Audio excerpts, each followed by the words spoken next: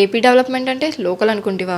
కాదు, ఇంటర్నేషనల్ అంటున్నారు ఇప్పుడు చంద్రబాబు గారు. ఎందుకో తెలుసా? ఈ రోజు ఏకంగా బిల్ గేట్స్తో ఒక అఫీషియల్ డిస్కషన్ జరగబోతుంది ఏపీ డెవలప్మెంట్ కోసం. ఎస్, అసలు ఈ మీటింగ్ ఏంటో చెప్తా చూడు.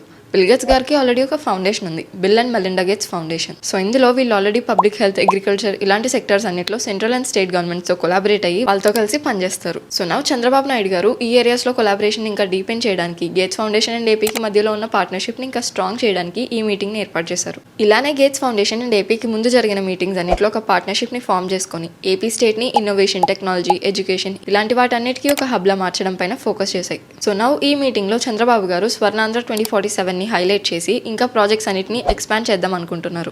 లైక్ మెడ్ టెక్లో సంజీవని ప్రాజెక్ట్ కానీ, అగ్రికల్చర్ అండ్ గవర్నెన్స్లో ఏఐ ఇంక్లూజన్ లాంటివి కానీ, ఇలాంటివన్నీ స్టేట్ బ్రాడర్ డెవలప్మెంట్ విజన్లో పార్ట్గా డిస్కస్ చేయబోతున్నారు. అండ్ మిస్టర్ బిల్ గేట్స్ ఏపీలో జరుగుతున్న టెక్నాలజీ యాక్షన్ని కూడా అబ్జర్వ్ చేస్తారట. లైక్ చంద్రబాబు గారు స్టార్ట్ చేయించిన AI drone based agriculture system లాంటివి.